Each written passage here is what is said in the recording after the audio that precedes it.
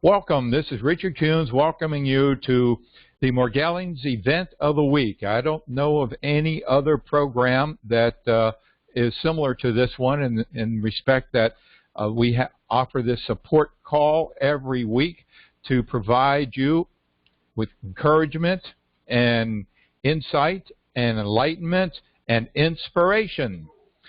Now, for those of you who may be brand new and haven't had an opportunity to look at much about the book or start the diet, as Robin noted, there are two basic parts to the meeting. The first part is dealing with the frustration and aggravation that you may have gone through, similar to the same aggravation that Robin went through and I went through, basically everybody goes through, in going from doctor to doctor and eventually ending up, just about everybody gets diagnosed as having delusions of parasites, which we know is a bad diagnosis, is an ignorant diagnosis, but along with that is a lot of frustration, aggravation, and so forth. So in the first part of the meeting, everybody is welcome to comment, to share your experiences. This is a working meeting. I am not here to convince anybody to join this program. I am here to facilitate those who are in the program. So if you just happened upon this phone number and joined to see what it's all about, I ask you, please feel free to participate and share the first part of the meeting, the stress that you've gone through and so forth.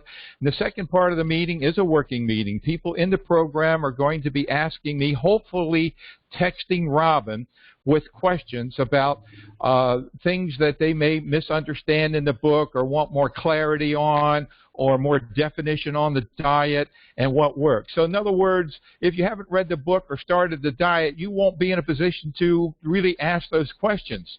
You'll be only, hey, does this work? Yeah, well, the people who are in the program, it works. And there are hundreds of people that are a testament to the fact that they've gotten their lives back.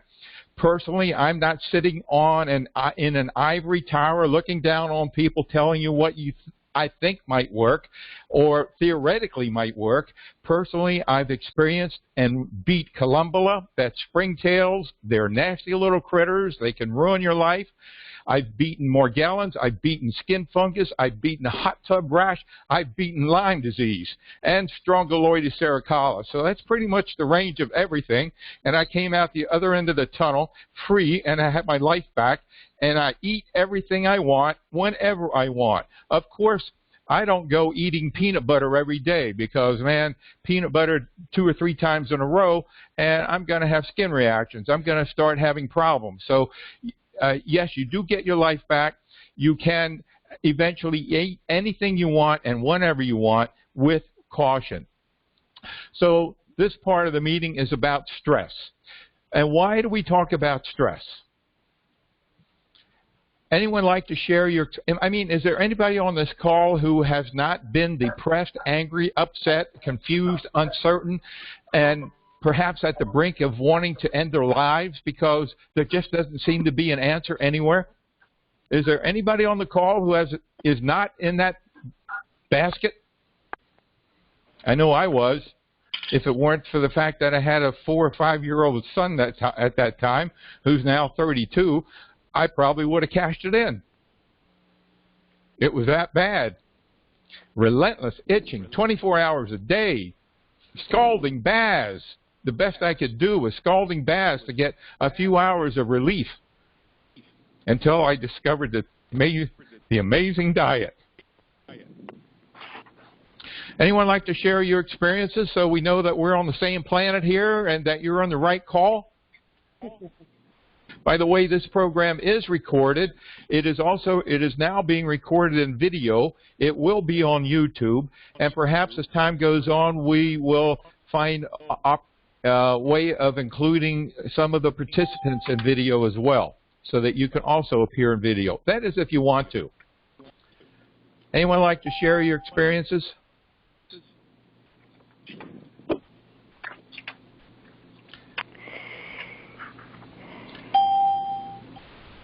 Okay, has anybody gone to more than 15 doctors? Oh, yeah. Okay. If you've gone to more than 15 doctors, I want to hear from you. Okay, this is Donna from Sag Harbor. I have gone to 25 doctors. 25? Oh, yeah. We've had At least. 22, 25, I think, might be a record. Oh, could be. I haven't really counted, but it's over 20. It's over 20. It's 25, yeah. And I mention it to doctors I go to. None of them believe. None. Not even the ones at Cornell Weill. And let me tell you something.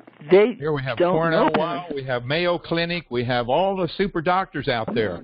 That's right. And Mount Sinai I went to, too. And they were both the heads of the department. And what they gave me was a pack to take to a place where they test for Morgellons. And there is no test for Morgellons yet, or so they say. So they gave They gave you a pack to have tested for a test that doesn't exist. Correct. Was that? That's right. It exists, but they do it wrong. What they do, what's the name of that place? It's a very well-known place in New York, but that's not even important. What you take That's okay. through We there. don't want to disparage them. Okay. Well, why not? If they're doing it wrong, maybe they'll change their way of thinking. And anyway, it was bad, and I did it several times. What they do is they add something that they shouldn't add. A newbie, I just happened to get him on the phone. I said, "Do you add such and such to it?" Yes, we do. And the upshot was, it dissolves the thing, and it does, right in front of your eyes. You can see the things dissolve. So, and it always, false negatives are all I get. And I can see my parasites. I don't know if everyone can, but some of them I can. Yesterday was the most horrible day of my life in parasite world. I experienced huge things coming out of my body everywhere. I'm talking everywhere. I thought, and I still think, they're Morgellons, but I'm not sure how to explain it, because I know that in the book it says they're X number of millimeters long, like 0.6 or something like that. Mine were 6 inches long, and they looked like something from outer space, and I've seen them in the car. They're round. They have round heads. They have webbed feet. They have long necks. Has anyone seen this? Sounds like something from outer space, doesn't it? Yeah. Morgellons. Have you ever seen well, before we get I'm sorry, they're not Morgellons. They're Columbula. Columbula. Well, Morgellons is with them, of course. Before we get into the actual parasites itself, I'm more interested in what your uptake was in terms of how you felt after having seen all these doctors, what your emotional state is, what emotional state it put you into. I'm more interested in that at this point. Humongous depression, which is still a problem of mine, because I'm taking dextroamphetamine sulfate, which you shouldn't be taking because it reduces cholesterol, and so. So this is depression. Is it ongoing depression, or do you sink into low despair? Or is there any anger? Do you does it rotate with anger? Oh yes, and I also call the doctors stupid, and well, not so much to their face, but sometimes they do. They are. Were you diagnosed as having delusions of parasites ever? Oh yeah. Okay. Oh yes. Oh yeah. And I was given like little cold sores to put on, just as a, well, you can't just see me and you're paying your money, so I must as well give you something. She said, I found this in Arizona. So they gave you things. No. They gave you things to try. Well. Yeah. But he wasn't serious. I mean, They ever gave you things like Elamite, permethrin cream, or anything like that? Quell? No. No? No. Well, no.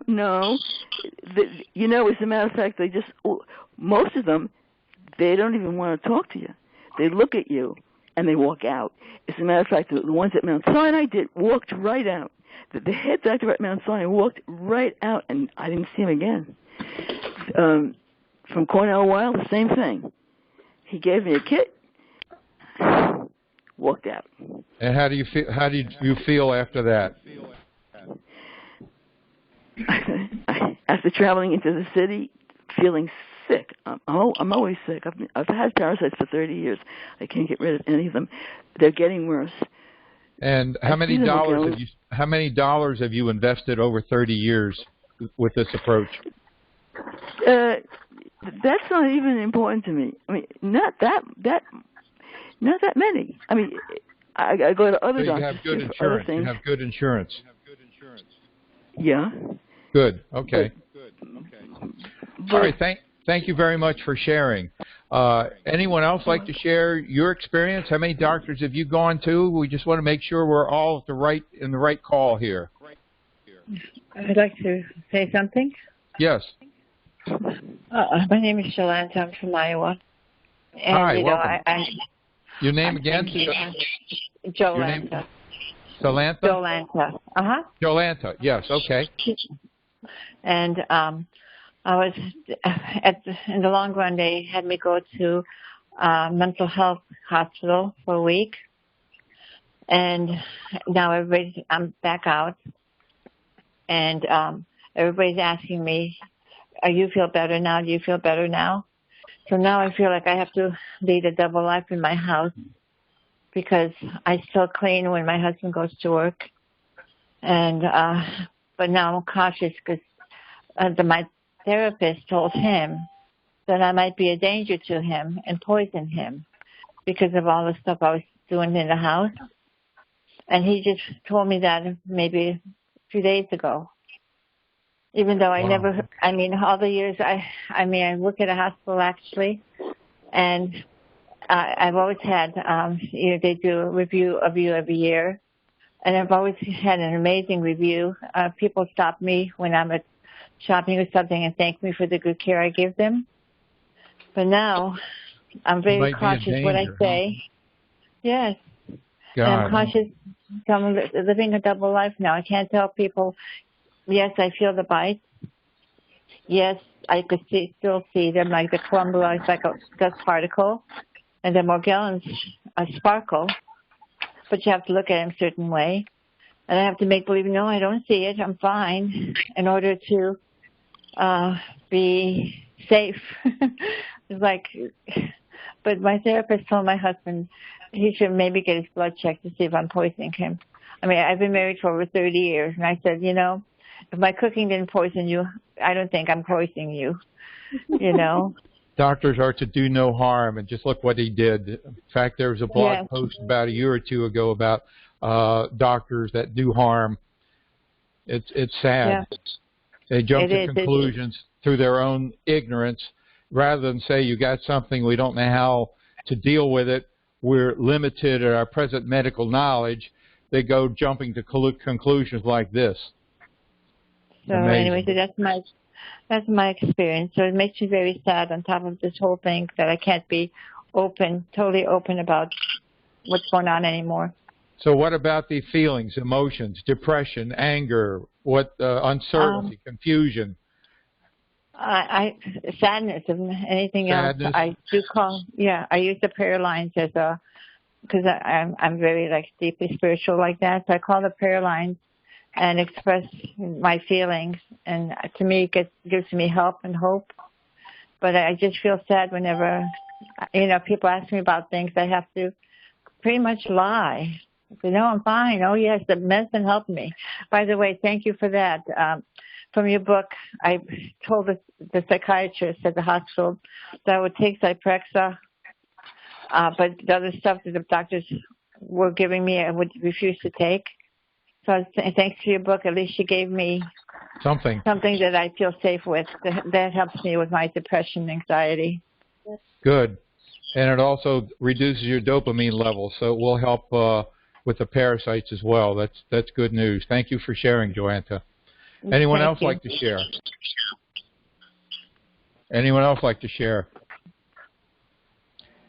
We should call this part of the program Horror Story Review. Anyone else like to share? Well, the result is sadness, depression, anger, frustration, and the end result is rather pessimistic. As they say, there's no future in pessimism. And the impact of these emotions on the body, we tend to overlook because it's like you're in the swimming pool already. You're in the pool. You're stuck with them. And the impact is that whenever you feel emotions of that nature, there is a part of your intelligence that's activating what's called the sympathetic nervous system. And that is the fight or flight response, releasing various levels depending upon your personality and the situation at the time, various levels of epinephrine, adrenaline, noradrenaline, and cortisol.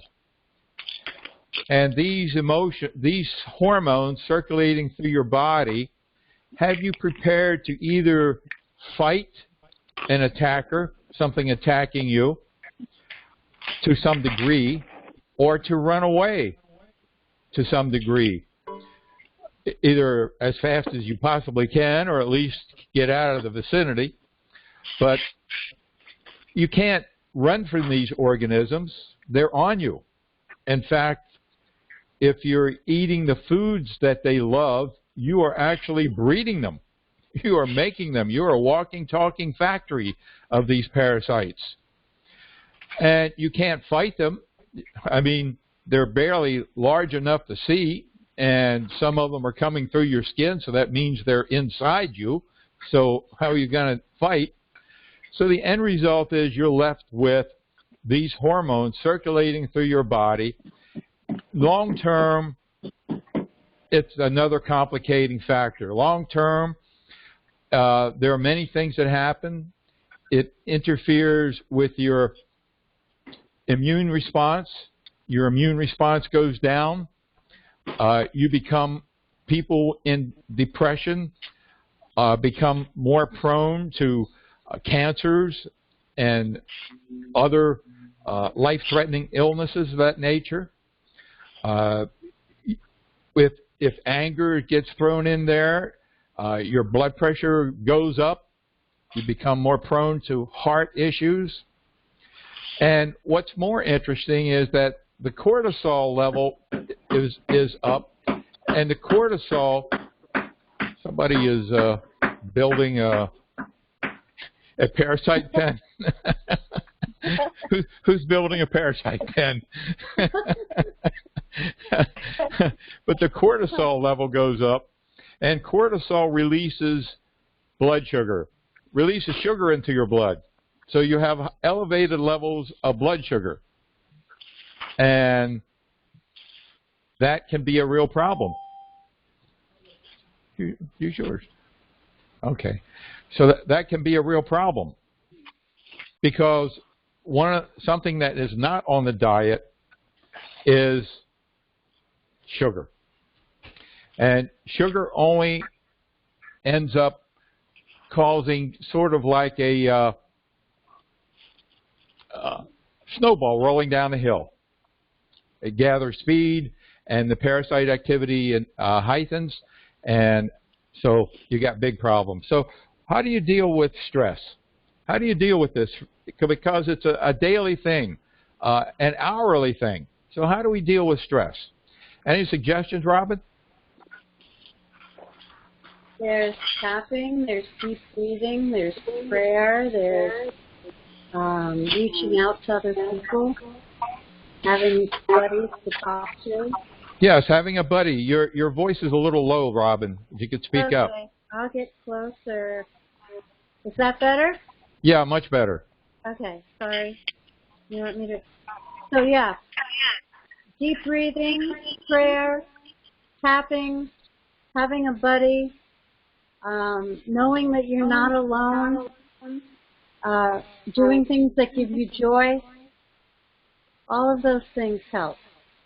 Okay, well, let's start with something that you can do. If you received the email about this program today, there was a attachment. One of them was deep breathing, instructions on how to do deep breathing, and also the tapping that Robin alluded to. So for those of you who are new in the program, you might not know what that is. So Robin's going to take us through the tapping exercise. And when you have an opportunity to, as I said, this program is recorded today, and you'll actually see Robin, and she'll be going through the tapping exercise. So if you're not sure exactly what she's saying, you'll be able to see her going through it and know how to do it. So you want to do the tapping first? Sure. I would be glad to. I don't know if they can see me because I'm not on the main screen. So you are. You are on the screen. Okay. All right. So we're going to do tapping. I want everyone to think about something that is totally stressing you out. Just pick one thing and then rate it from 0 to 10, 10 being the worst, 0 being no stress. Okay? We're going to use 2 fingers on each hand. The first thing that we're going to tap is the side of our hand, like a karate chop. Then we're going to tap our head, above our eyebrows, side of our eyes, under our nose, our chin, right here, and then we're going to rub. While we're going to tap each place 7 to 10 times, and I'm going to say a sentence that I want you to repeat in your head while we're doing this, okay? We're going to take a cleansing breath, and we're going to do the karate chop on our hand, or you could do it on the edge of a chair or piece of furniture. And I want you to say, this is a really hard situation, but I'm going to love and respect myself in the midst of it. And then we're going to tap our head, and you're going to say, this situation is terrible, but I am going to love and respect myself in the middle of it. It almost seems like there's no way through the situation, but I am going to love and respect myself in the middle of it. Side of the eyes. No matter what happens, I am going to love and respect myself in hard situations. Under the eyes. I'm going to deep breathe and believe I'm going to get through this no matter what. Under the nose. I love and respect myself. Under the chin, just breathe. Under your neck, right in the, and then just rub. Take a deep breath. And if you have a glass of water nearby, take a drink of water. It cleans toxins out. Now, can anyone tell me, did that number that you picked for your stress level on that one thing, did it get lower? Because you can do this over and over again and lower that one thing, and then you can pick a new thing and do the same thing. When I do it, it usually goes down 2 or 3 points. So, anybody have a comment about that?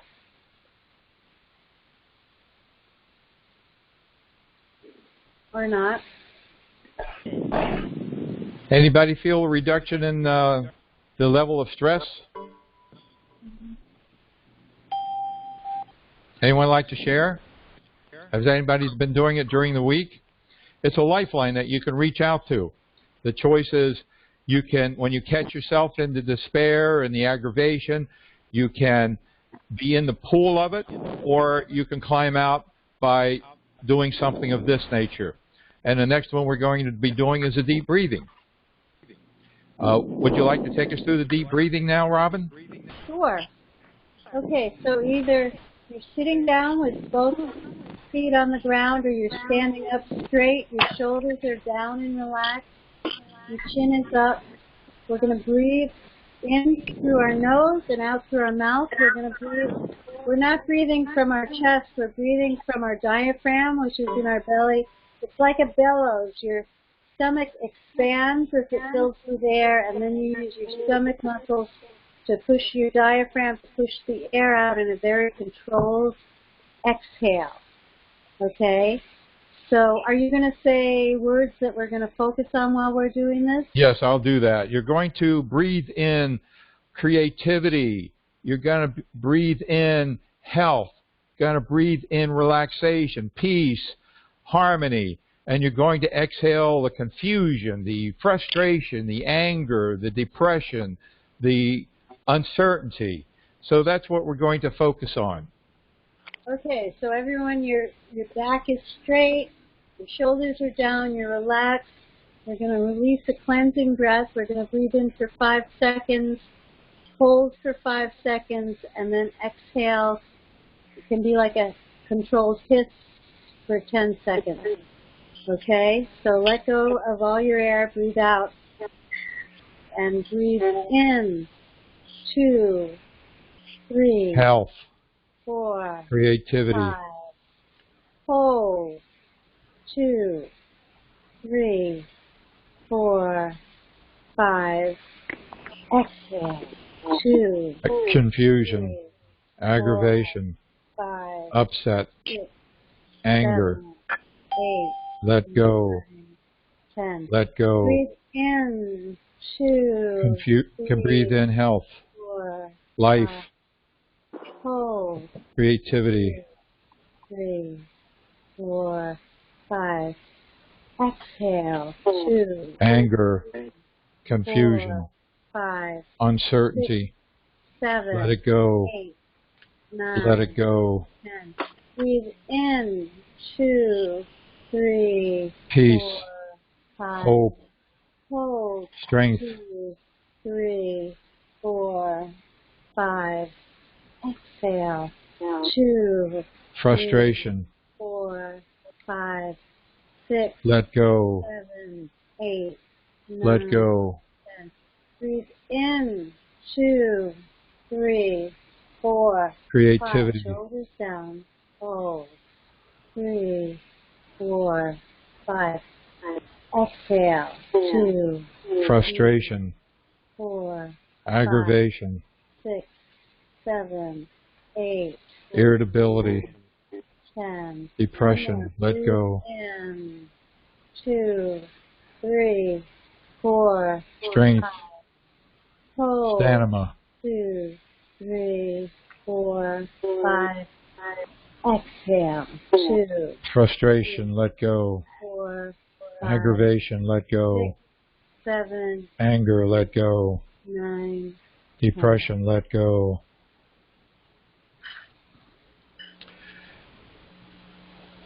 Anyone like to share? Take a moment. I'd like to share. Yes. Your name? I'm Nancy. I live From? in the Denver metro area. Yes. I have to go somewhere right now, but I just wanted to say I don't know how to thank you guys for doing this, because I don't know if I could go on if I didn't have We're here for you.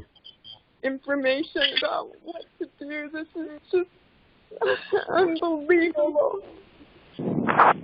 So I've got to go, but I just want to say thank you. Thank you so much. You're most welcome. Keep coming back. We're here to fill in the gaps, to provide some inspiration and some intelligences in terms of how to clean these things out of your body, which I'll talk about later on. Thank you. Okay, thank you. Have a good day. As good as you can. Anyone else like to share?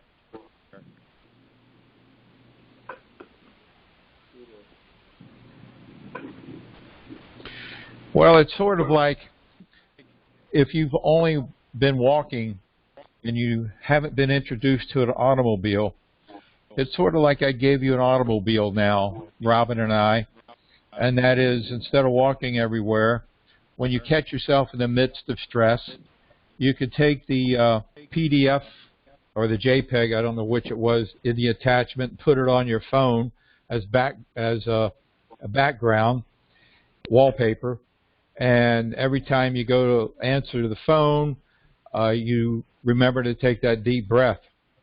And if you do 1, do 2, do 3, do 4, do the deep breathing as long as you possibly can. It's the first thing you'll learn in any program to manage stress, is to manage deep breathing. Anyone who is dealing with hypertension, who goes to any stress management clinic, that's the first thing you're going to learn is deep breathing. Deep breathing alone oftentimes brings down hypertension, chronic hypertension. And we've had people in the past in the meeting share that they've wiped out their chronic hypertension by simply doing deep breathing throughout the day. So it's the first step. So we're going to move into the next part of the program, the question and answer period. The FDA requires me to inform each and every one of you that I am not a medical doctor, that I've not passed my exams, that before you start the King Diet or accept any of my recommendations, that you thoroughly discuss them with your doctor to make sure they do not interfere with any health problems you're presently experiencing. The AMA and the FDA also require me to inform you that we are not here, none of us are here to treat, cure, mitigate any skin disease or skin disorder. The purpose of what we do is to instruct you, to teach you, to educate you in how to clean them out of your environment, clean them out of your skin, and clean them out of your body. That's the goal. Before you had the problem, you were clean of them, so we only are here to get you back to where you were, to clean them out of your body, your skin, and your environment.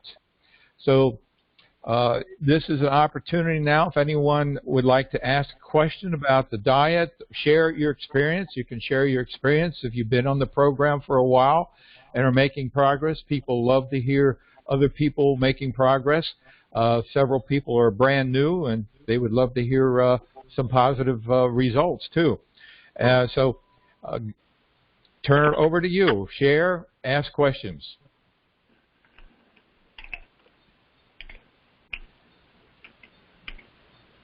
Who wants to be the first? I'll give you a wooden nickel. Okay, I'll be first. Okay. My name is Shalanta. I'm from Iowa.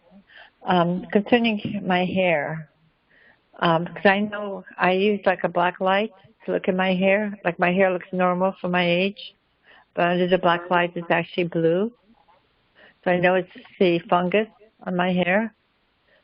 Have they discovered anything to eliminate the fungus from the hair at all? Well, okay, thanks for asking a question. First of all, are you on the diet?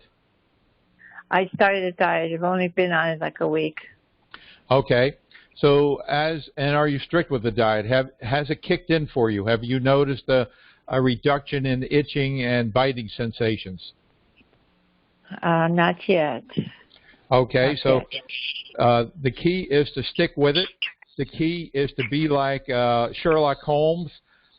Make sure that everything you're eating, like someone shared just last week, her name is Mary, that she had been using table salt that you buy, and after being on the diet, at least she thought she was on the diet for probably 2 or 3 months, she discovered that the table salt has sugar in it. So you want to be very cautious about everything that you consume to make sure that there's nothing in the ingredients that are listed that are on the do not eat list, because they can show up, like for instance, soy can show up 50 different ways. Citric acid can be made from soy. So what you might think is safe may not be good. Carrageen is made from soy. So look at the list and then look at what you're eating and make sure. And then the next thing is to look at ways of reducing dopamine to get the diet to kick in. And there are about maybe 11 different medications listed in the book. Someone shared earlier that she's on Zyprexa, which is one of the medications that lower dopamine. We are, our herbologist, Barbara, who is also our buddy coach, we're looking into herbs, a combination of herbs that have the effect of lowering dopamine so that we can get away from the medications and any need for them. So number one, that. Number two, in the there is a section in the book specific to the scalp, and you can use our shampoo. We have two shampoos with lavender, one a foaming shampoo and one that is liquid and doesn't foam very much. You can add in some Super MSM gel. You can make your own concoction. You can add in some peppermint. It's already got lavender if you're using the shampoo. You can massage that into your hair. There is a protocol where one of our coaches discovered she did this 5 times a day initially. When you're dealing with these organisms, it's not like the doctor prescribing you a pill and you're taking it once a day. When you're applying it to your skin, you want to mimic the idea of your head being in a bathtub. You can't, when you're in the bathtub, you really don't want to submerge your hair because the possibility of getting the organisms into your eye. That's what we don't want. We don't want them in the eye. That's another whole protocol to get them out and clean them out of your eyes. So we want to really do a lot to make our hair as wet and keep it as wet as possible. So after you apply this mixture, this concoction to your hair, you want to put on the bathing cap to keep it wet. And if you go out in the public, our greeting coach several weeks ago shared that there are cancer caps that you can buy. People who lose their hair from the cancer drugs, they use these caps. So you can use one of them to put over the bathing cap to go out. And so you want to do this as often as you possibly can, and even when you don't feel any activity in your hair, you still want to do it. You don't want to give them a chance to come back. You have anything to add to that, Robin? Yeah, I think the other thing, I mean, I know if you do the baths 3 times a day and you put in apple cider vinegar, which kills fungus, and combined with the diet, you're going to see results fairly quickly. I mean, people can keep getting reinfested from their environment, which is a big issue, but you will get better quickly if you are actually strict on the diet and not making mistakes and taking 3 30 to 40-minute baths a day using nature's gift of debriding soap and Epsom salt and peppermint oil and apple cider vinegar to kill the fungus. It makes a huge difference. I have been talking to people lately who were skeptical about the baths, and when they started doing the actual 3 baths a day, they got exponentially better. And they were dealing with a lot of fungus and a lot of issues like that. Thanks for reminding me about the apple cider vinegar. That is really one of the best things you can do for skin fungus, and it's amazing that what apple cider vinegar. It's very natural, very easy to do. You can add that into your mix. Ethel, do you have anything to add to that? I'm here. No, yes, I'm sorry, Richard. In regard to the scalp, dealing with the scalp, we talked about the scalp. You're the person that came up with the cancer cap. Yes. Well, actually, the cancer cap, you put it on to cover up like your plastic bag that you might have on your head to hold the products on your scalp and keep it, dry. Or I also suggested getting a swimming cap, the ones that we see the professional swimmers use now, the real sleek ones. Persistence. I have the luxury of being able to go back and forth and wash my head as many times as I want to. So it's really important to just continue to apply the product, let it dry, wash it, do it again, and you will affect a much better situation. But you've got to be very, very persistent. Thank you. The Super MSM gel, one additional thing is it has diatomaceous earth in it. And diatomaceous earth is always a good thing to have on your skin to, it just completely shreds any activity from any organisms. So, okay, and then internally, if we're looking at skin fungus and internal fungal infections, candida, stuff like that, things that you want to look at are Lufeneron, which is a medication that you order from Mexico, but it's shipped to you from Austin, Texas, I believe, and also the kinase enzymes. The Lufeneron is a medication that is totally non-reactive to all other medications. In other words, there's no interference with any other medication. There's no side effects from this medication. However, you may have die-off, and die-off is important to deal with. The kinase enzymes that we have in our store, they go after chitin. The chitin is a substance that is the building block of all fungal organisms, whether it's, no matter what kind of fungal organism it is, blastomas or, I don't know if I pronounced that right, but candida, any kind of fungal organisms, chitin is part of it. It's like the mortar that holds together a brick wall. You take away the chitin and you take away the mortar and the wall blows over. It's gone. Nothing to hold it up there. So the kinase enzymes are important that way. The Lufeneron blocks the production of chitin. So in dealing with mites or fungal organisms, it inhibits the ability of the fungal organisms to multiply. It doesn't affect the existing fungal organism. It inhibits the ability for them to grow and multiply.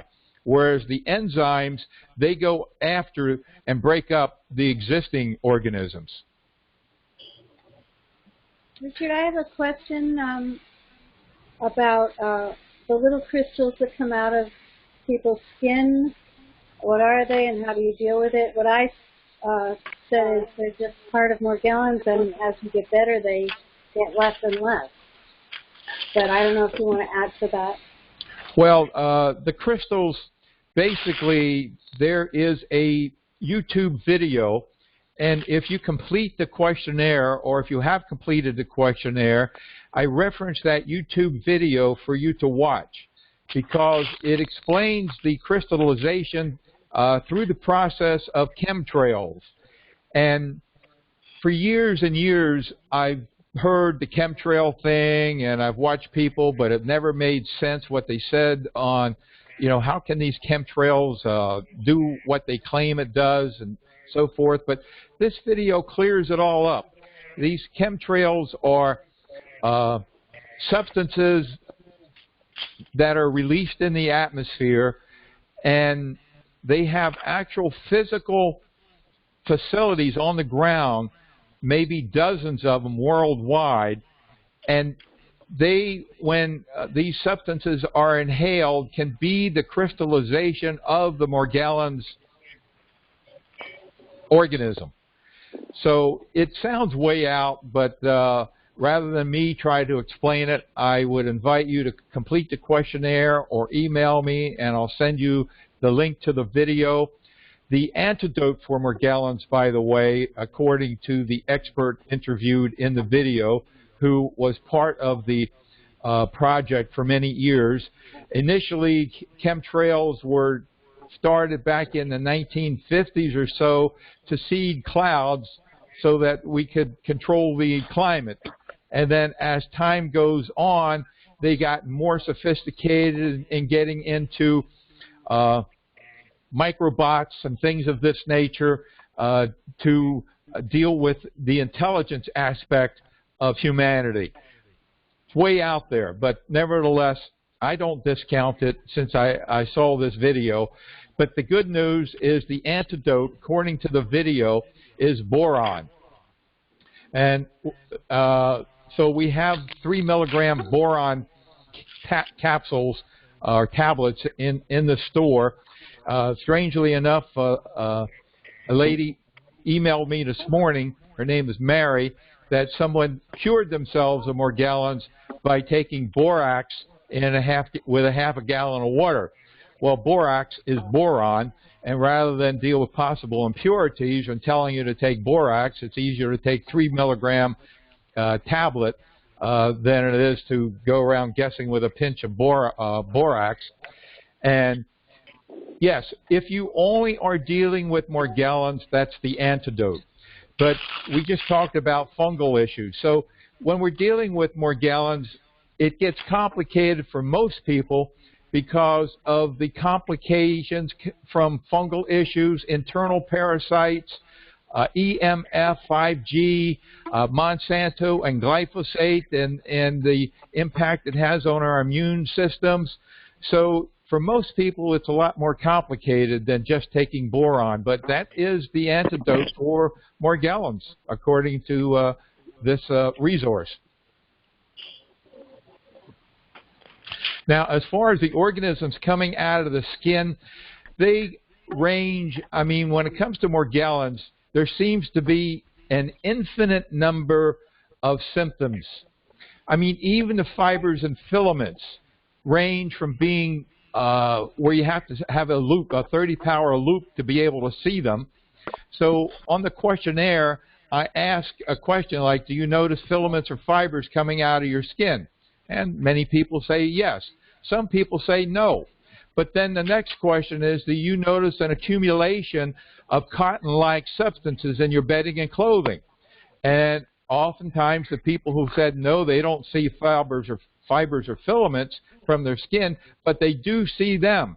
So these tiny little filaments do shed from the skin and accumulate, and that's a telltale sign that we're dealing with Morgellons, is finding these filaments and fibers from your skin accumulating as cotton-like balls or lint-like balls.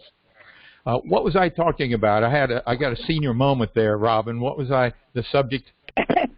An infinite number. So we have an infinite number, many ways of these filaments. Now, when it comes to the other symptoms, some people have insect-like organisms coming out of their skin. It could be like a waspy cocoon kind of thing, a wasp coming out of a weird-looking wasp coming out of a cocoon. Could be nematodes, worms, things of that nature. It could be plastic. I've had one lady say the plastic spines that came out of her body, and she showed, there's a picture of them, 3 inches long.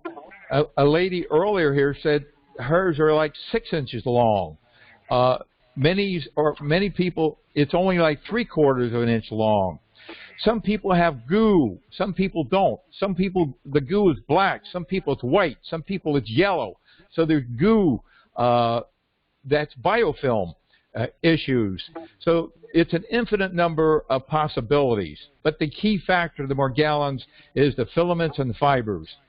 No other disease is known to create the filaments and fibers other than there's a wolf syndrome where people grow black hair, but that's hair, not filaments. Any other questions? Richard? Yes. This is Katie from Florida. Hi, Katie. Hi, Katie. You've been on Hi, before. Rob. I wanted to share, there was a short piece in the paper, and it said, Nashville, Tennessee, the state veterinarian is advising livestock owners to look out for signs of disease that has affected horses, cattle, and other animals in several Midwest states. It says state veterinarian Samantha Beatty said in a news release that the vesicular stomatitis virus, or VSV, has not yet entered Tennessee, but it has sickened livestock in Arkansas, Kansas, Missouri, Nebraska, and Oklahoma. The disease is typically transmitted by biting insects and causes blister-like lesions on the skin. Wow. Always something. There's the mosquitoes transferring. What is that virus that's been around a long time? West Nile? West Nile virus. There's triple E. Ticks transferring spirochetes, Lyme disease. Always something. We keep creating more organisms. Thank you for sharing. Anyone else like to share or ask a question?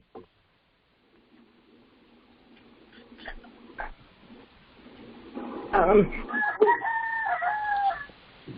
is Joanne from Washington. Somebody's got a chicken talking there. Yes? Can you hear me? We can't hear you very well. Can hear the chicken. Oh, what a lovely cat you got. Richard? Yes. This is Joanne from Washington. Yes, hi. Speaking about other organisms, I wanted to ask you about your strongyloides experience, because I'm having a situation and I was wondering if perhaps I have some nematodes or something, and I was wondering, you had mentioned in your book that you did an antibody test, which is a blood test. And when you asked for that, did you have to ask for, they usually have to look for something specific. So are you saying look for nematodes or what? No, there's a specific antibody test for strongyloides. So, and you can now send it to Quest Labs. Years ago, we had to send it to a lab in Tucker, Georgia. But now Quest Labs does it. Your doctor can order it. The issue is that most doctors are probably reticent to order it because the disease is not indigenous to the United States. But apparently there's more incidence of it. Otherwise, Quest Labs wouldn't be offering it. But typically the symptoms are not anything related with itching or biting sensations. I know that. I had this odd. They rashes around your waist or ankle area. The other symptoms are red hives in the anus area, constipation and diarrhea alternating, or either one, burning, Yeah, I've read some of those things in your book. I'm probably going to, I had trouble getting on your site. I think I told you, I emailed you. I think I will call you personally and talk to you a little bit more about this, actually get on a coaching session on this, because it's just been happening since January, which made me think about things like this type of thing. So right. Instead of, well, it's good to roll it out. And the treatment is usually using albendazole and ivermectin, or according to Wikipedia, Fenben can be used. But I'm not sure exactly what the dosage would be. I could ask Dr. Luna about that. Why do you have to use albendazole with the ivermectin? Why does it have to be both together? Well, because one works in the bloodstream and one works in the tissue.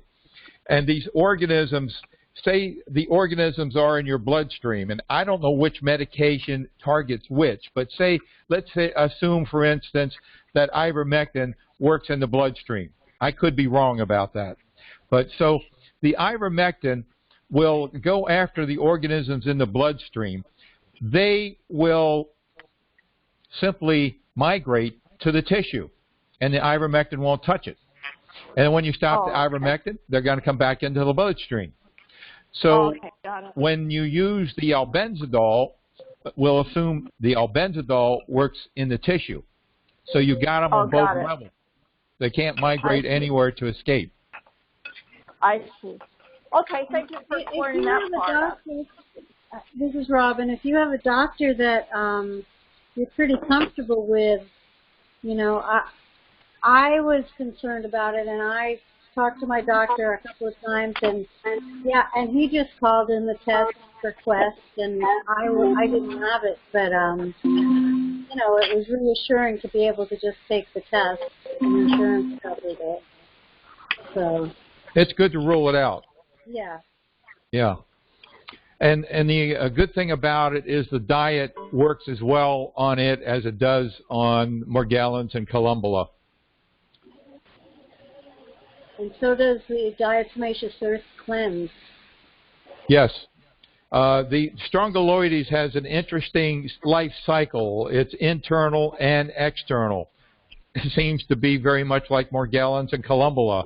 I mean, we haven't actually had anybody study Columbella. The only people that have actually looked into it is the National Pedulosis Society back around 2002, where they took 21 or 22 people who were diagnosed as having delusions of parasites, and they did microscopic scrapings of the lesions, and these people who were diagnosed as having delusions, it was like 18 out of 21, I mean, incredible high percentage, they found Columbella in the skin scrapings. So that basically says that, and they weren't even looking for Morgellons. They didn't, you know, that was before, I think that was about the time that the word Morgellons was coined by Mary Lato. So they didn't even know about Morgellons or what to look for at that point. Anyone else like to share or ask a question? Well, that concludes this part of the program. Going once, going twice. This will be, well, let me introduce the actors here. I am Richard, author of the book. Robin, my attractive co-host. She's my co-host because she joined this program, the Sunday Calls, I guess, about a year ago. Yeah, and it was an inspiration to her. Why don't you share your story? It took you about a month to get the diet to work for you because of various things that you figured out. My house had gotten, I was renting rooms out in my home, and my house had gotten infested with bed bugs and fleas, and then I took down these bird's nests, and it was also infested with mice. And I didn't know that I had any of it. It took me a long time to figure that out. All of those things are vectors for Morgellons. And then I hired a exterminator to get rid of the fleas because I couldn't do it on my own, and he brought the springtails into my home, and I actually caught one. I said, I have these things in my house. And he said, oh yeah, I have them all over my house. I can't get rid of them. So then I had fleas, stringtails, mites, and bed bugs, and developed Morgellons. And after 3.5 years of dealing with this, I found Richard's book, and I found this call, and meanwhile, I got rid of the bed bugs, and I got rid of the fleas, and I was stuck with the mites, springtails, and Morgellons. And my house was so infested, I wanted to burn it down. I threw out half my furniture. I had things in plastic bags with Nubon strips.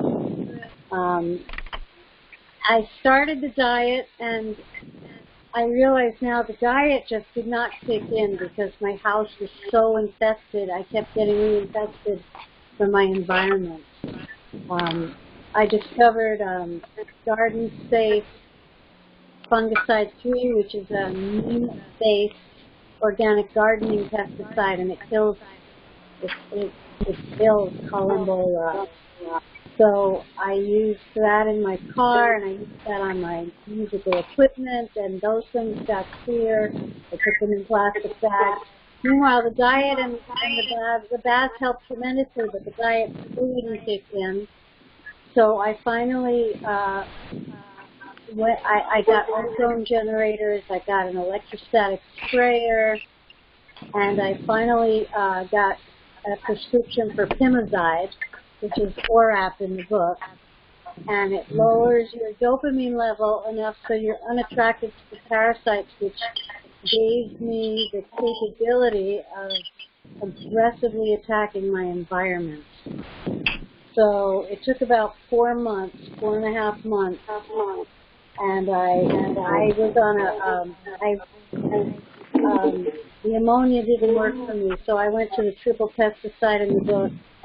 And initially, every time I would spray, I would get attacked. They would just fight back. And so then I went to triple pesticides and ozoning every 10 days for 4 months, and spraying with enzyme cleaner in the electrostatic sprayer with a little bit of neem oil or Garden Safe fungicide every day, ceiling to floor, and it took about 4.5-5 months, and I got clear. Yeah, it was an amazing journey,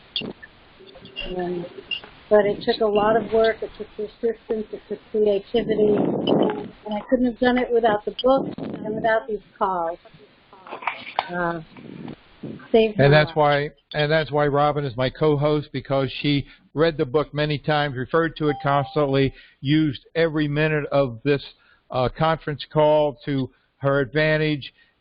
She got her life back in amazing record time and has contributed. I've learned from her as we've gone. We're going to be introducing the ultraviolet light that you can also be using in place of perhaps ozone machines and things. So you've got to throw at these organisms everything you can. You're in a war, and you got to throw at them everything you know how to throw at them, and be aggressive. And Ethel is our greeting coach in Florida. Ethel, would you like to share your experience a bit? She's been on every call now except for 2, I believe, since the inception, which is almost 2 years. Ethel, you still there? She might be muted. Oh, she might be muted. Okay. Hi, I'm talking to Robin now about the Pimozole that you mentioned. Does that lower depression, as far as you know, also? Does that what? No, it does not. Lower depression. I want to substitute Dexedrine with Pimozole, since you mentioned that it helped you. Abilify. There's nothing for depression. Primazide is for Tourette syndrome. Abilify, which is another medication on the list, has been reported to be beneficial. It also deals with, it's an antidepressant and also lowers dopamine. Okay. I did try it. I'll try it again because I want to get rid of this Dexedrine because I know that's what's stopping me from getting any cure. Thank you. Sure thing. Now, with depression, there's also anxiety. They often alternate. So there are there's another medication, Doxepin.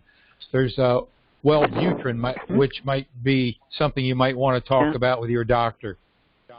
Yeah, I've taken it too. Medications, you really need to be under a doctor's supervision, and like I started the medication with quarter doses and built up to a dose, which was like 2 milligrams a day, 1 milligram twice a day, and then I plateaued on that, and I ended up going up to, I think it was 4 milligrams, and then you have to go off it gradually also, or you can have side effects.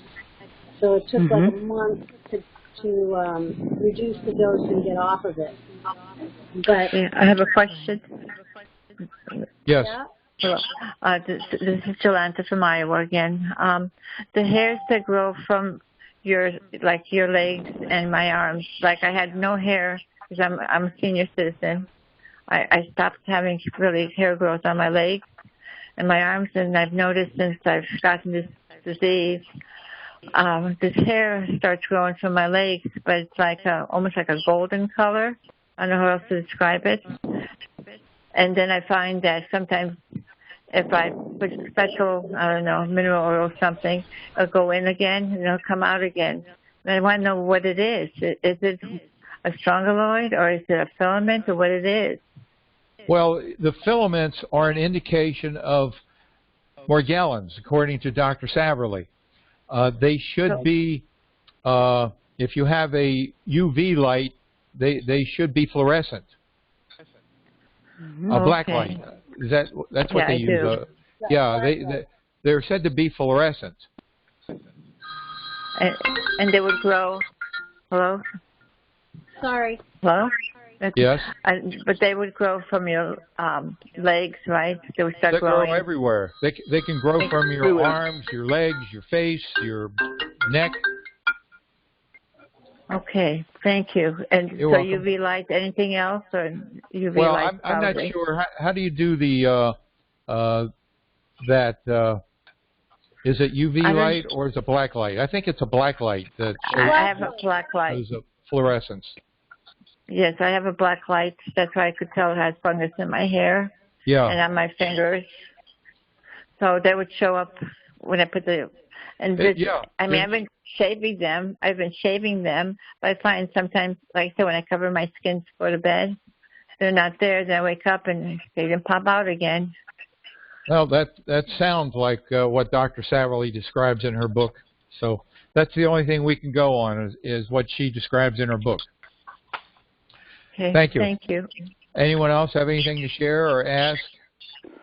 I have a question. Yes. Hi. Oh. My name is Anita. I'm calling from New Mexico. In regards to a couple of things. First, Did you say your name is Anita? Yes. Okay. Thank you. Hey, Richard. I'm unmuted. Okay, great. I'll back to you in a minute. Okay. So, what is your question? Okay, so first a statement regarding stress. I had not been on the calls for a very long time, and I started getting involved with some of the Facebook groups for Morgellons and parasites and all of that. And I would occasionally go in and read the posts, and what I found myself was becoming more stressed out, more spooky. Depressing, isn't it? Yeah, they never really talk about any issues. Well, of course, I've read your book, and I'm supposed to be doing the King's Diet, and but none of that is addressed. They make it seem like it's something from out of space. They make it seem not serious.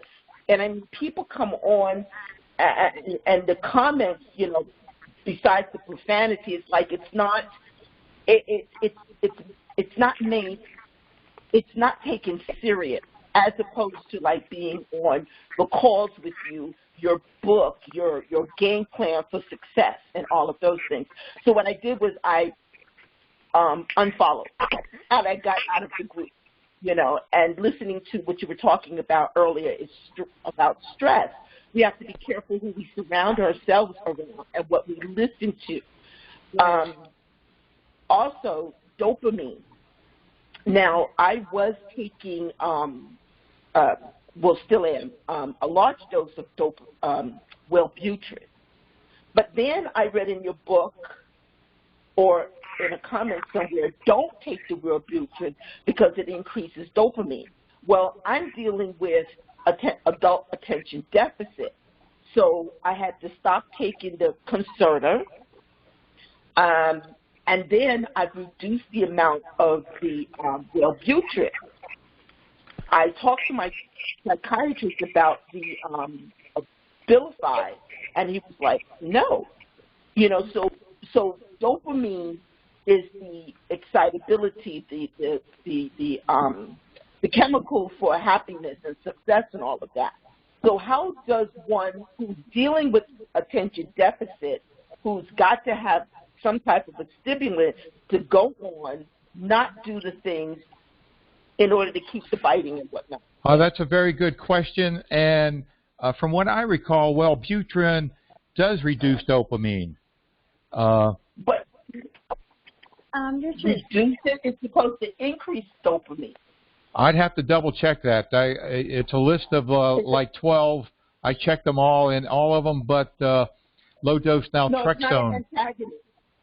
Dopamine's not an antagonist. Dopamine works along with serotonin reuptake, but it also helps increase dopamine as well.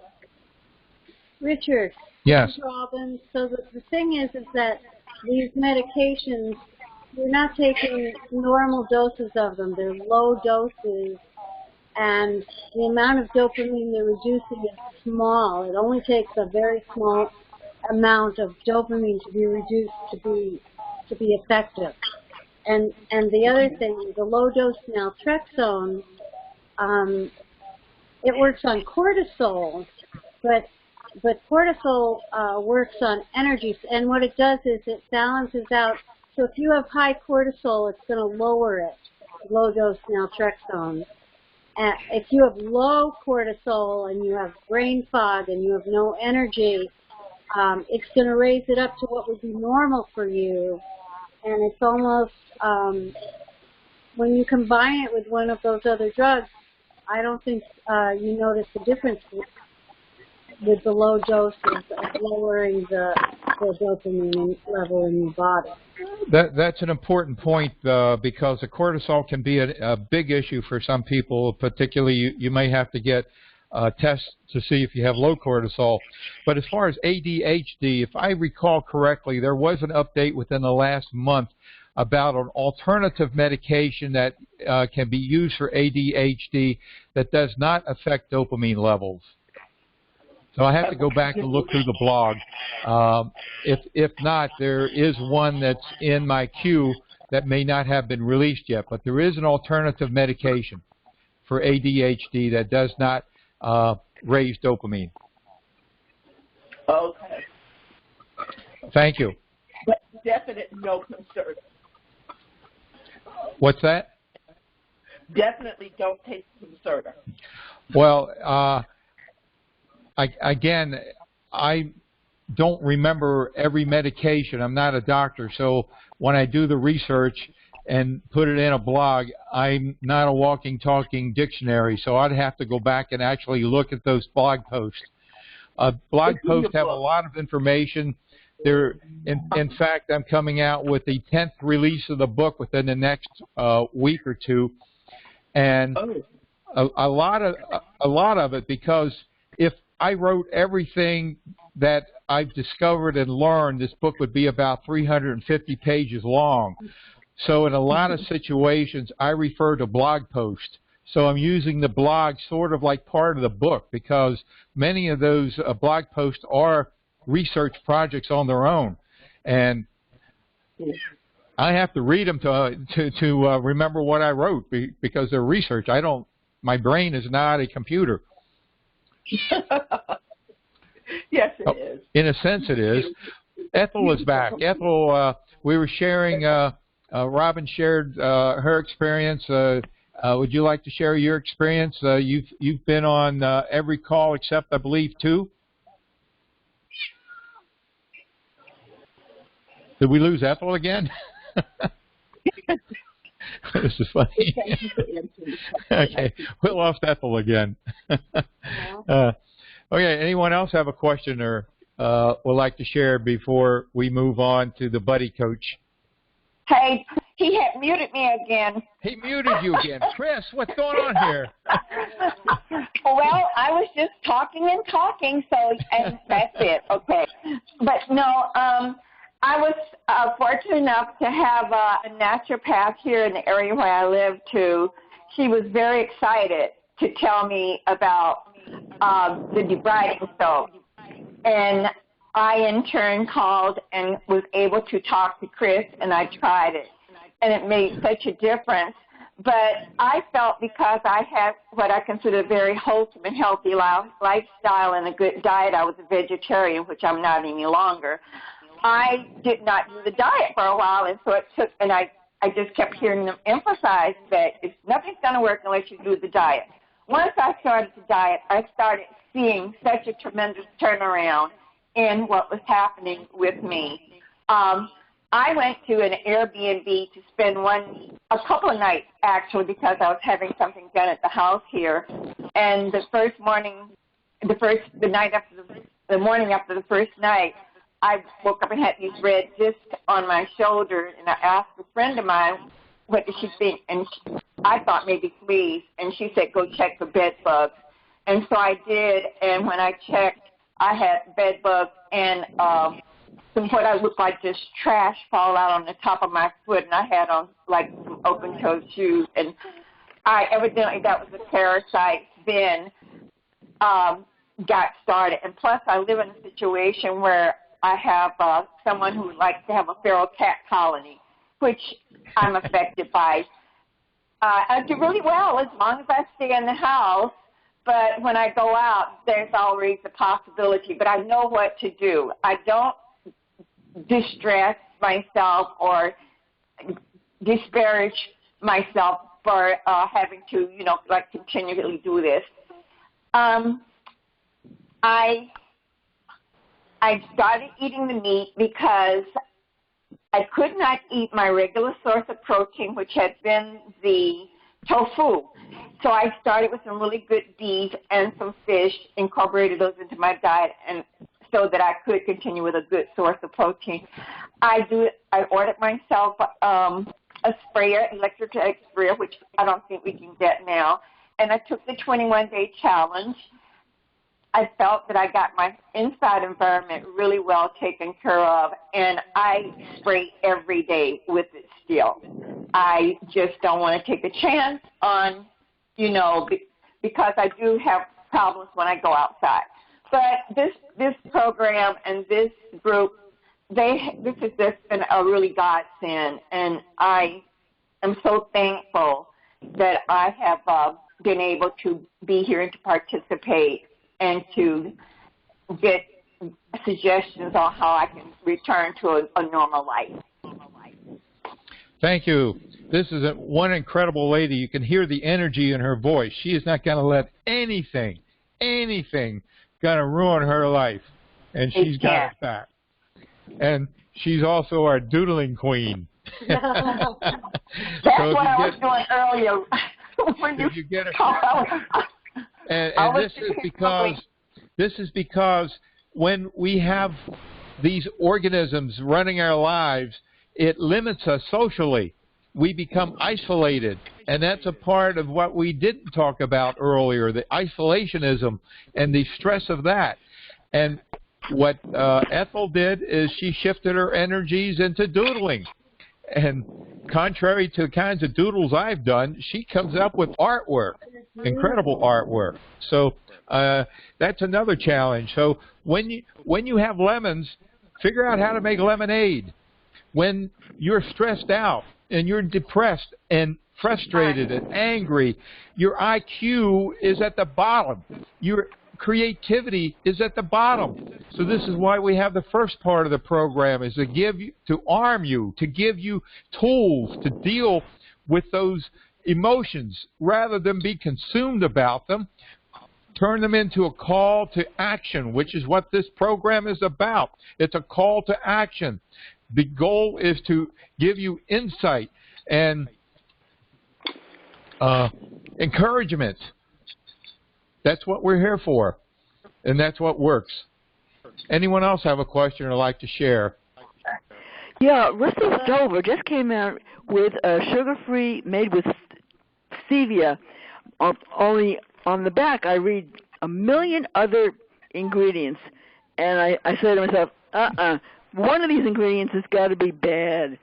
So, question: what about mixing pure chocolate with, alkaline chocolate, whatever you call it, with stevia? Well, stevia, we have 2 forms of stevia in our store.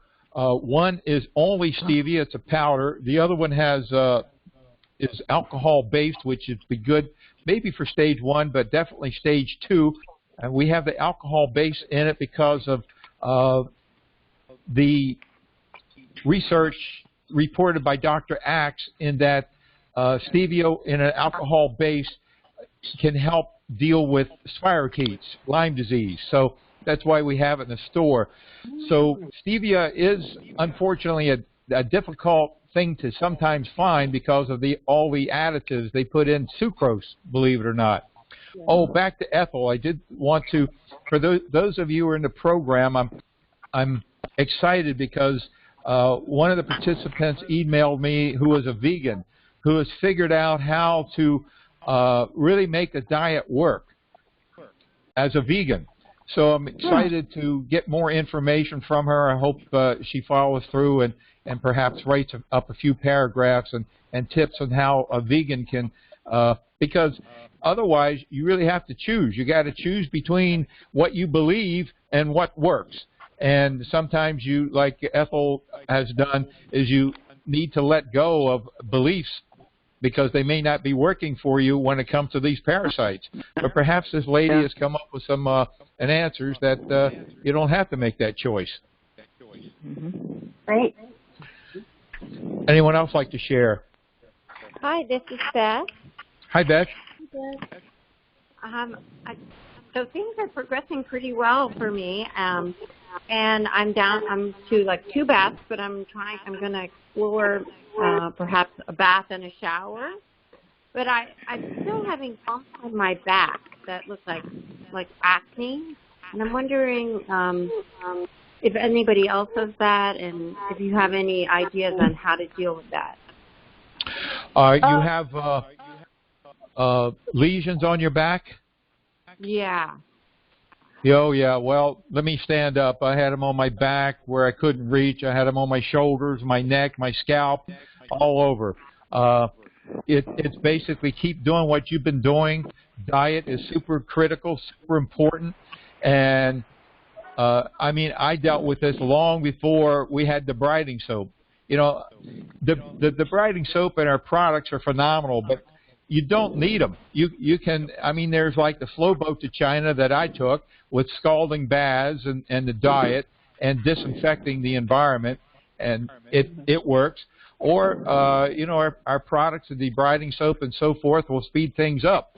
So whenever you can, if you can apply a cream or a lotion to your back and do it as frequently as you can, along with the diet and disinfecting, you should notice some results fairly quickly. Richard, this is Joanne from Washington. Can I say something? Surely. Of course, we all have different things, and she mentioned her bumps, and you had lesions, and sometimes I suffered for a couple of years with what I called, it almost felt like slivers on my back, and it was horrible, and I just couldn't get rid of them, even though I was doing everything, with what we're supposed to do.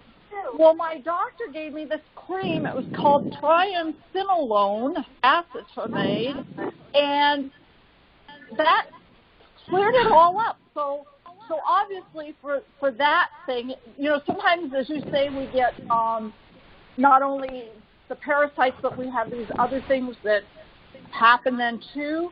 And I'm thinking this kind of came along with it, but somehow it was helped with this particular cream. And so that's just a thought out there. It is a prescription. It has cortisone in it.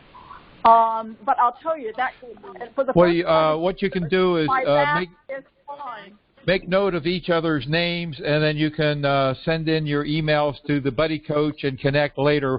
Okay. It is not part of our protocol. I'm sorry about that. that. I should have done that. Yeah. Yeah, I'm not familiar with that medication. There's no way of telling as to whether or not the two of you are experiencing exactly the same organisms or the same thing going on. So you can talk later amongst yourselves. Okay. Anyone else like to share or ask a question? Lynn from California. Yes, Lynn. The UV lights that would go in a bedroom, just say, I know they're for dust mites, and I wonder if they will cover more areas than. Well, the UV light that we're looking at will cover 450 square feet. You place it like in the middle of the room. Robin is more familiar with them. If you want to, Robin, are you still here? I don't see you. Yes, I'm still here.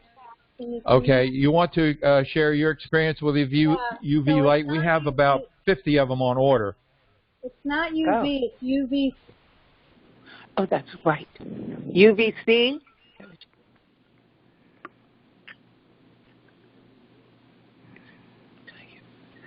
We lost Robin. Goes in a circle. I'm here. Is it UVC? Yes, UVC. It allegedly covers 400 feet, but I found it really only covers a 2-foot square area, and the directions say use it for 15 minutes. I use it for an hour at a time, and then I move it. And it actually kills parasites. It kills mites, not just dust mites. And it kills other things. It's very effective. So it's a rather small area. It works in a smaller area, and it's even more effective if you use it in combination with ozone. It's super effective if you can pick a small area, run it, and run ozone at the same time for 2 hours. Thank you. Thanks. Anyone else like to share or ask a question? Yes, hi, Richard. Yes. Richard, I get reinfected again for Morgellons and Calembola, and do I have to take again the antidepressant? What's the question? She wants to know if she has to take the medication because she got reinfected. Well, it's hard to tell. It depends on the degree of infection. If it's limited to your skin, you might not even have to go back on the diet. But if it's becomes systemic, it's limited to my skin. Well, you may just go back to 3 baths a day and applying the creams and disinfecting the areas, and that may be all you have to do. To be safe, you go back to stage 1 and tackle it. That's the safe way of doing it. Okay. For how long I have to be in the stage 1? Well, I'm saying you might not even have to. So the idea is to get to where you have 0 itching and symptoms. 0, you get them cleaned out, and then you can move to stage 2. So I can't really tell you. It could vary, maybe 1 day, maybe 3 days. I don't know. Okay, Richard. Yes. How can you get bed free of those organisms? How you do that?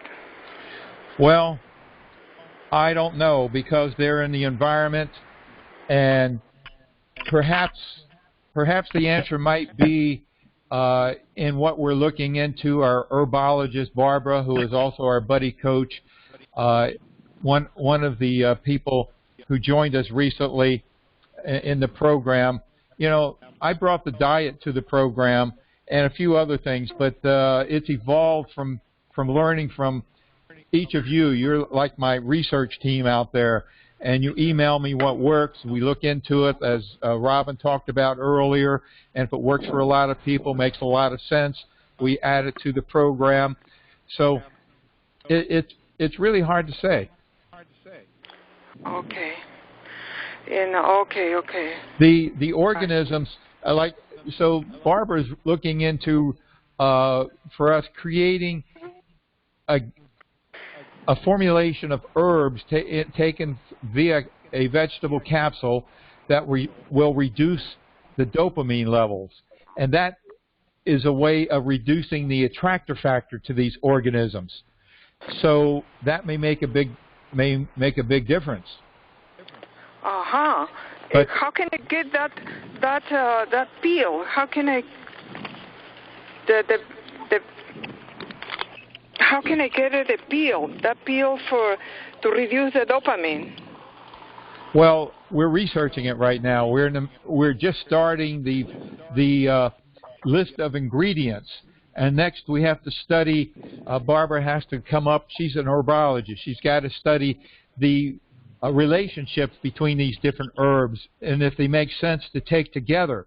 And then she has to come up with the percentages of the different herbs to come up with a useful formulation. So we're talking about maybe a couple of months of research to come up with a formulation, and then we'd have to test it and make it available for people to try. These organisms are everywhere. As I shared last week, one of my companies is a small contracting company where we install gutters. So with the storms that we've had here, we've had some damage, and I called upon perhaps 6 people in a week.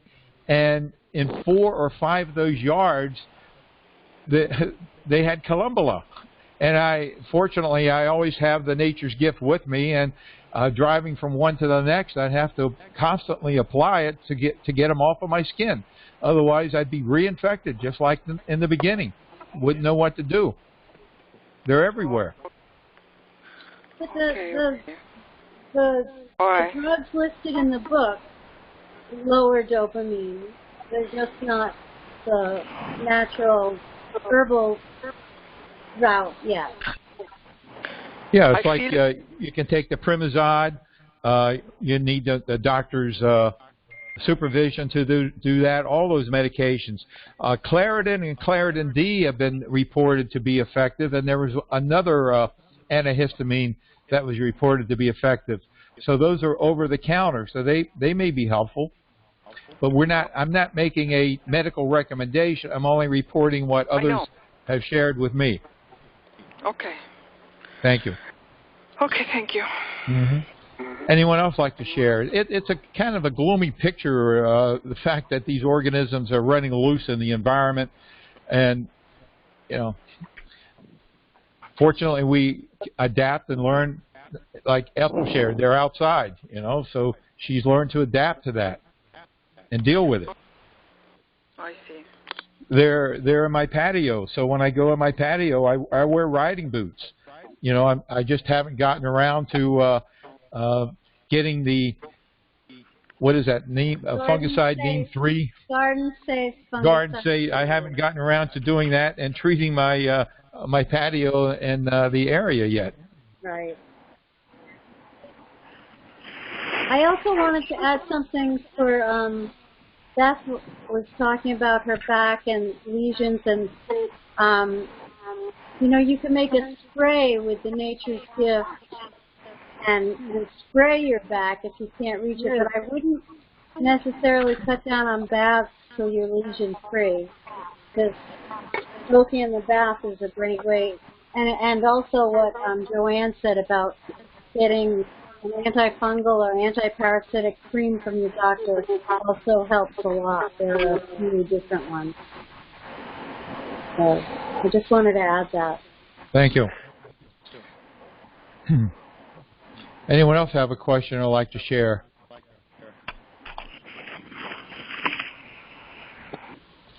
Lynn from California. Yes. It's so incredibly exhausting. You're just fatigued. Is that true for everyone? Yes. Fatigue, yes. Fatigue is an issue for many people in the beginning. As you get into the program, on the diet, and there are specific supplements such as the Max 1 glutathione accelerator takes a big bite out of fatigue. Many people from the questionnaire have fibromyalgia, and the Max 1 takes a big bite out of that by boosting glutathione. So it gets better as you get more accustomed and are in the program. It improves. Brain fog is a big issue for a lot of people, and there again, the Max 1 can make incredible strides for you in that regard. If you have lots of brain fog and are very fatigued, then it may be important for your doctor to have a cortisol test to see if you have low cortisol levels as well. That could be also a problem. Okay. Thank you. You're welcome. I'm getting the Max 1 first. I just don't even want to go to a doctor, period. Well, we can sympathize with that. I haven't done it, and I don't want to do it. At least now, the waiting room is in your car, where you can listen to music and relax. And if you ammoniaed it before you left, you're in good shape. Yeah. Anyone else like to share or ask a question?